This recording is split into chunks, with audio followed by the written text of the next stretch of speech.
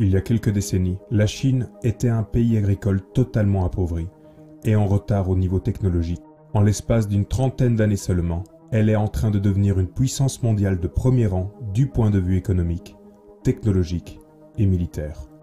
Pour bien situer cette ascension fulgurante de la République populaire de Chine, il est important d'examiner de plus près sa naissance et son développement.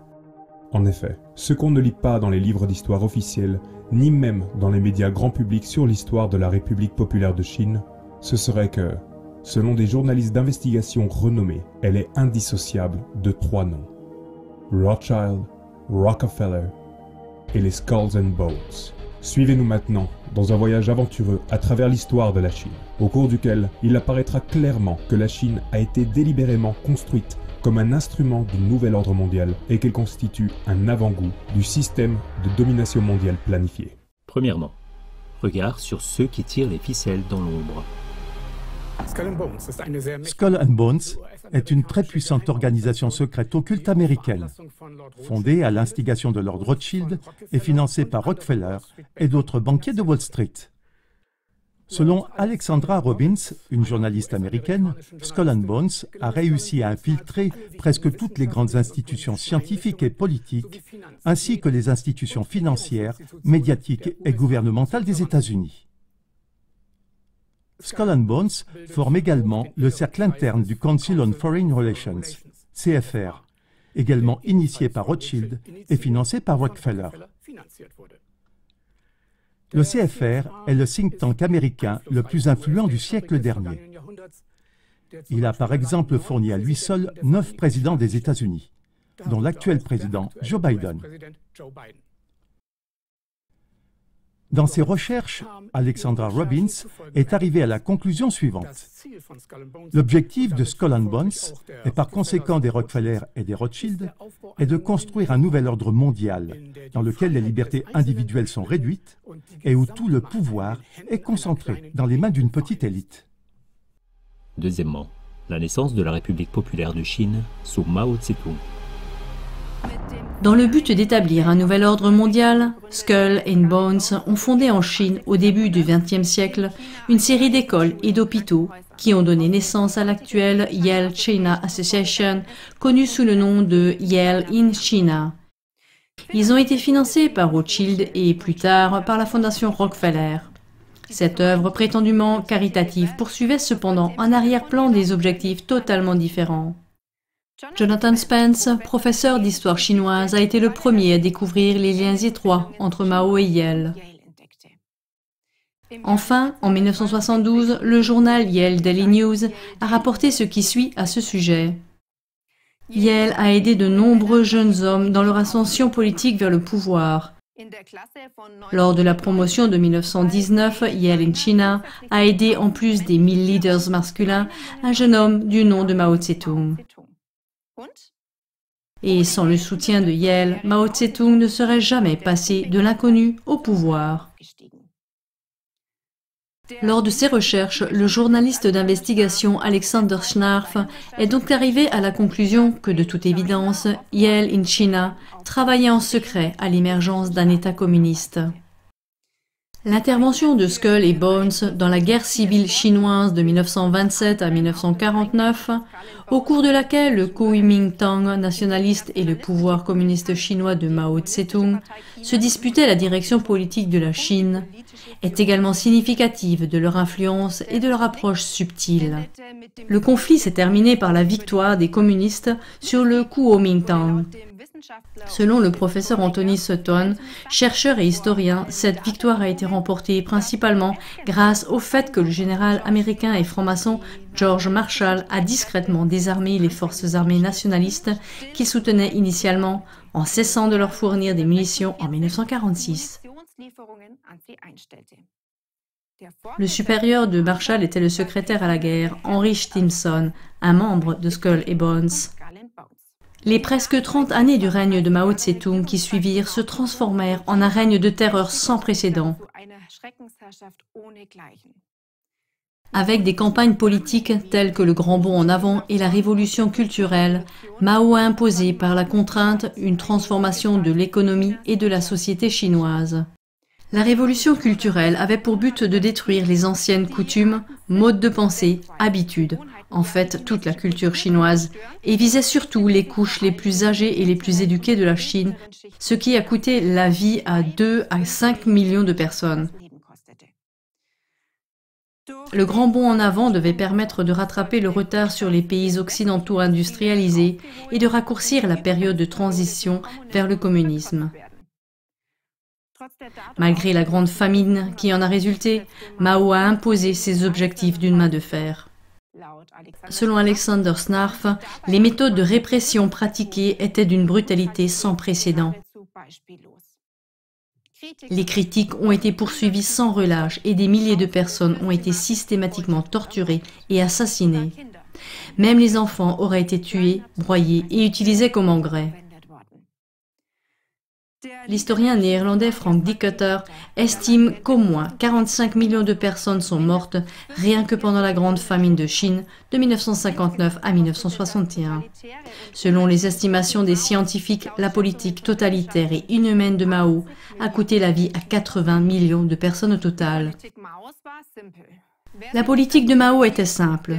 Quiconque ne respectait pas les règles était assassiné. Cela a conduit à une société dans laquelle toute critique était littéralement muselée. Ce qui restait n'était plus qu'une masse apeurée et soumise. Le point de vue totalement différent de David Rockefeller est effrayant. Il a qualifié ce contrôle total et cette oppression du peuple d'expérience sociale. Rockefeller a déclaré textuellement « L'expérience sociale en Chine, sous la direction du président Mao, est l'une des plus importantes et des plus réussies de l'histoire de l'humanité. »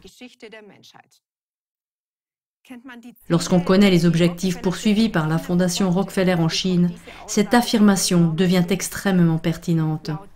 Selon les journalistes d'investigation Alexander Snarf et Tilman Knechtel, la Fondation considérait la Chine comme un immense laboratoire où l'on étudiait la meilleure façon de contrôler et de gérer une société afin de pouvoir ensuite reproduire cela dans le monde entier. Le fait que Rockefeller ait fait l'éloge des crimes de Mao suggère que ce dernier avait manifestement répondu à ses attentes et que cette expérience sociale avait été menée à bien à la plus grande satisfaction de Rockefeller.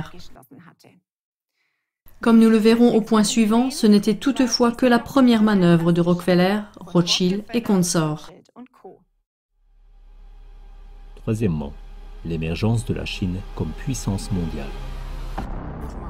Après Mao, c'est Deng Xiaoping qui a dirigé de facto le destin de la Chine jusqu'en 1997. Il est entré dans l'histoire comme le grand réformateur qui a initié l'ouverture de la Chine et son ascension en tant que puissance économique et mondiale. Mais cela ne s'est pas fait tout seul et n'a pas été un miracle économique.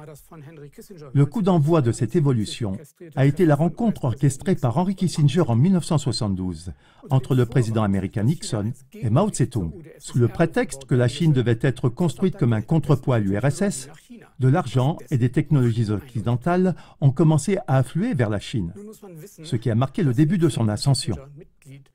Or, il faut savoir que Nixon et Kissinger étaient ou sont membres du CFR et que Kissinger est en outre étroitement lié aux Rothschild et aux Rockefeller.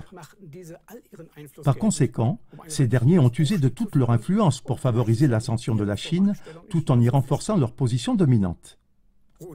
En 1982, Rothschild a pris le contrôle de la Banque centrale de Chine et donc de sa politique monétaire.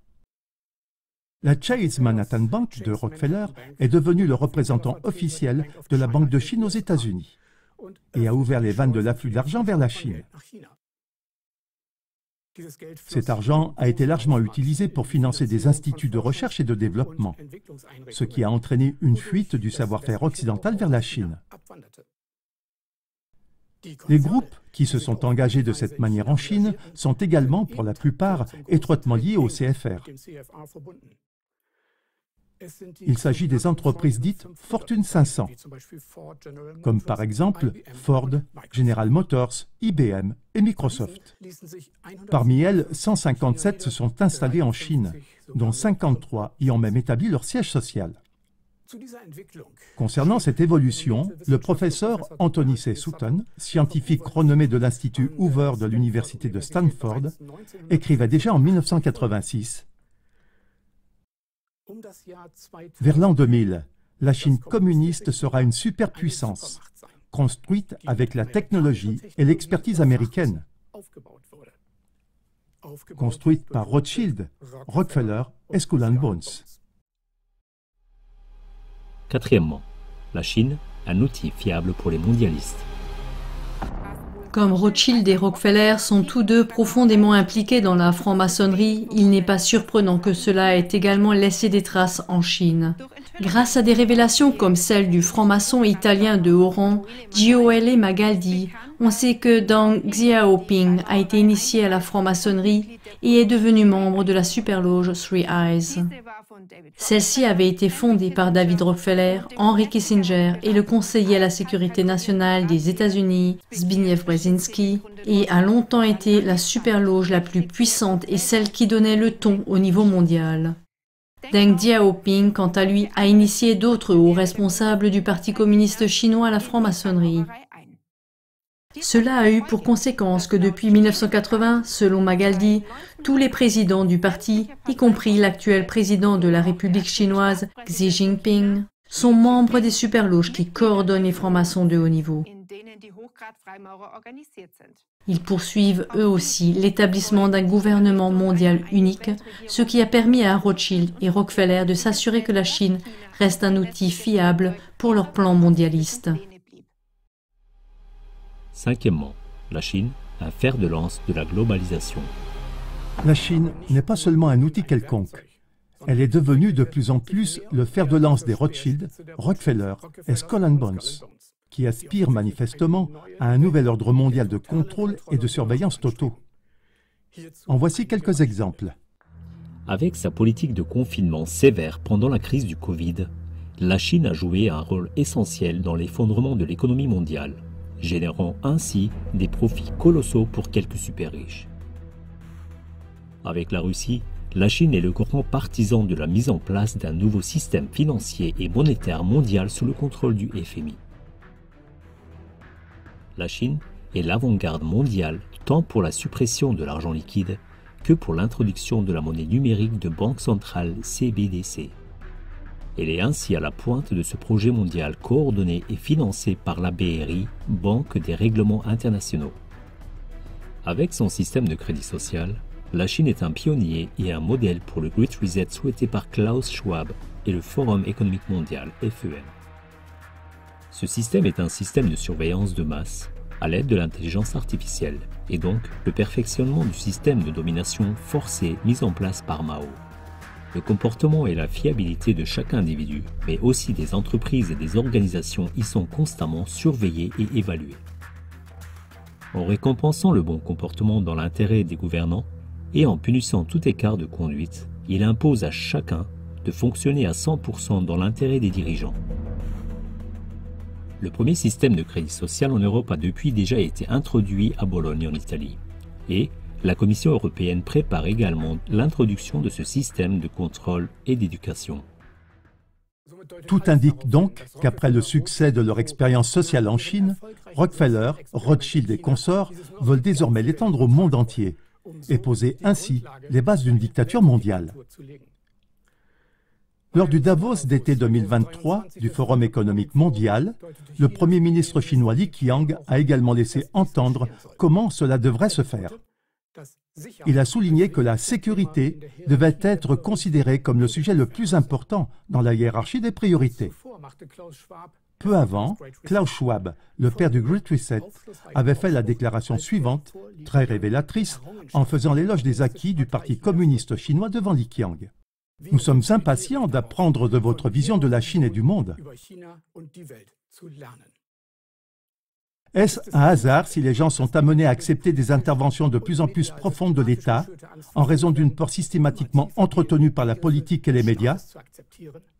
N'est-ce pas la peur du Covid, du terrorisme, de la menace d'une catastrophe écologique et climatique imminente, etc., qui fait abandonner petit à petit les acquis de notre société démocratique et libérale pour les échanger contre une apparente sécurité?